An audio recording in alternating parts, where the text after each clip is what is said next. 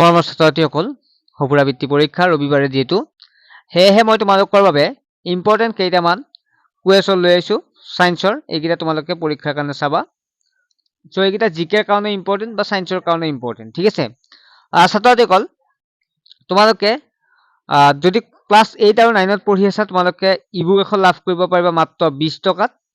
আৰু যিসকল ছাত্ৰ-ছাত্ৰী 4 আৰু 5ত তেওঁলোকেও লাভ কৰিব 20 টকাত, অৰ্থাৎ 4, 5 আৰু 8 আৰু 9 এই দুটা ক্লাছৰ কাৰণে বনোৱা গৈছে। 8, 9 আৰু 4, 5ৰ কাৰণে ইবুক প্ৰস্তুত কৰা গৈছে মাত্ৰ 20 টকাত। কোনো ছাত্ৰই ল'ব বিচাৰে ল'ব পাৰে, পুৰণি প্ৰশ্নকাকত আটাইখিনি তোমালোকে লাভ কৰিব পাৰিবা। প্ৰথম হৈছে সৌৰজগতৰ নীলা গ্ৰহ বুলি কোনটো গ্ৰহক জনা যায়? পৃথিৱীক সৌৰজগতৰ নীলা গ্ৰহ বুলি জনা যায়। কোনটো গ্ৰহক ৰেড প্লেনেট বুলি জনা যায়? মংগল গ্ৰহক ৰেড প্লেনেট বুলি জনা যায়। মহাকাশলৈ যোৱা ভাৰতৰ প্ৰথম মহিলাগৰাকীৰ নাম কি আছিল? কল্পনা চাওলা। সৌৰজগতৰ আটাইতকৈ ডাঙৰ গ্ৰহটোৰ নাম কি? সৌৰজগতৰ আটাইতকৈ ডাঙৰ গ্ৰহটো হৈছে বৃহস্পতি। সৌৰজগতৰ আটাইতকৈ সৰু গ্ৰহটোৰ নাম কি? সেইটো হৈছে বুধ, হৈছে সৌৰজগতৰ আটাইতকৈ সৰু গ্ৰহ। ৰিক্টাৰ স্কেলৰ সহায়ত নিম্নলিখিত কিহৰ প্ৰাবল্য জোখা হয়? ভূমিকম্পৰ। বাহকৰ দ্বাৰা হোৱা বেমাৰবোৰৰ নাম হ'ল মেলেৰিয়া। প্ৰকৃতিৰ বৃক্ক বুলিলে কি বুজা? তৃণভূমিক প্ৰকৃতিৰ বৃক্ক বোলা হয়। পৃথিৱীখন সূৰ্যৰ চাৰিওফালে পৰিভ্ৰমণ কৰা কথাটো পোনপ্ৰথমে আৱিষ্কাৰ কৰা বৈজ্ঞানিকজনৰ নাম কি আছিল? কপাৰ্নিকাছ। সেউজ গৃহ পৰিঘটনাটোৰ প্ৰধান কাৰণ হৈছে বায়ু প্ৰদূষণ। অণুজীৱবোৰ ডেছৰ সহায়ত দেখা পোৱা যায়? অণুবীক্ষণ যন্ত্ৰৰ সহায়ত দেখা পোৱা যায়। নীল সেউজ খেলাইয়ে বায়ুমণ্ডলত পোনপটীয়াকৈ গ্ৰহণ কৰিব পৰা মাটিৰ উৰ্বৰতা শক্তি বৃদ্ধি কৰে, এইটো হৈছে নাইট্ৰজেন। ডেছৰ সহায়ত খুৰা প্ৰস্তুত কৰা ইষ্টৰ সহায়ত খুৰা প্ৰস্তুত কৰা হয়। ডেছৰ দ্বাৰা কলেৰা হয়? বেক্টেৰিয়াৰ দ্বাৰা কলেৰা হয়। চেনি, সুৰা, হাইড্ৰক্সিক অক্সিজেন প্ৰস্তুত কৰিবলৈ ইষ্ট ব্যৱহাৰ কৰা হয়। সুৰা প্ৰস্তুত কৰিবলৈ ইষ্ট ব্যৱহাৰ কৰা হয়। ছডিয়াম বাইকাৰ্বনেট, ষ্ট্ৰেপমাইচিন, সুৰা, ইষ্ট এবিধ এন্টিবায়টিক। ষ্ট্ৰেপমাইচিন হৈছে এবিধ এন্টিবায়টিক। মাইকী এনফিলিছ মহ, পঁইতাচোৰা, মাখি, পখিলা মেলেৰিয়া ৰোগ সৃষ্টি কৰা পতজোৱাৰ বাহক। মাইকী এনফিলিছ মহ মেলেৰিয়া ৰোগ সৃষ্টি কৰা পতজোৱাৰ বাহক।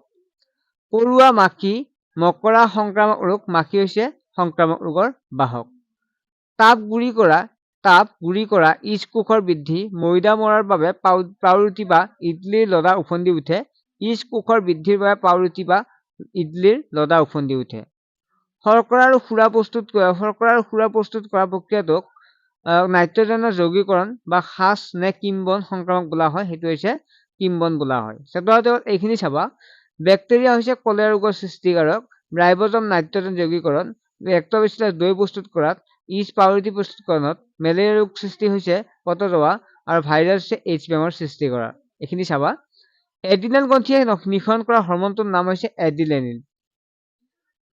অগ্ন্যাশয় গ্ৰন্থিয়ে নিঃসৰণ কৰা হৰমন হৈছে ইনচুলিন। এবিধ নলিকাযুক্ত গ্ৰন্থি হৈছে হৰ্ম। ল'ৰাৰ বৰ্ধিত ষড়যন্ত্ৰ বৃদ্ধিৰ বাবে গ্ৰীবা অঞ্চলত বাহিৰলৈ বাঢ়ি অহা এটা অংশক কি বুলি কোৱা? শতিকা বুলি কোৱা হয়।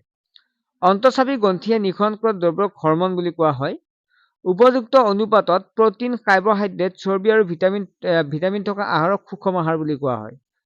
ইনচুলিন হৰমনৰ অভাৱত হোৱা ৰোগক কি বুলি কোৱা? মধুমেহ বুলি কোৱা হয়। সুষম আহাৰত থকা এবিধ উপাদান হৈছে ভিটামিন। মগজুৰ লগত সংলগ্ন থকা এবিধ গ্ৰন্থি যিয়ে হৰমন নিঃসৰণ কৰে, সেইটো হৈছে পিটুইটাৰী। তলৰ কোনটো পেঞ্চিলত ব্যৱহাৰ কৰা হয়? সেইটো হৈছে গ্ৰেফাইট পেঞ্চিলত ব্যৱহাৰ কৰা হয়। তলৰ কোনটো ধাতুই আন ধাতুৰ সৈতে মিশ্ৰণ গঠন কৰে? সেইটো হৈছে পাৰা। পানীৰ ৰাসায়নিক সূত্ৰটো কি হৈছে? H2O, পানীৰ ৰাসায়নিক সূত্ৰ। তলৰ কোনটো গেছক সেউজগৃহ গেছ বুলি কোৱা হয়? হাইড্ৰজেনক সেউজগৃহ গেছ বুলি কোৱা হয়। কোনবিধ খাদ্য শস্য? এবিধ ধান হৈছে এবিধ খাদ্য শস্য। কোনবিধ শীতকালীন শস্য এটা খাৰিফ শস্য? এইটো মচুৰ হৈছে খাৰিফ শস্য। কোনবিধ শস্যই নাইট্ৰজেন যোগান ধৰি মাটি সাৰুৱা কৰে? সেইটো হৈছে মচুৰ মাহ, অৰ্থাৎ মাহজাতীয় শস্য। কোনবিধ ৰাসায়নিক সাৰৰ মাটিত দিয়া নহয়? সেইটো হৈছে মাটিত হিউমাছ দিয়া নহয়।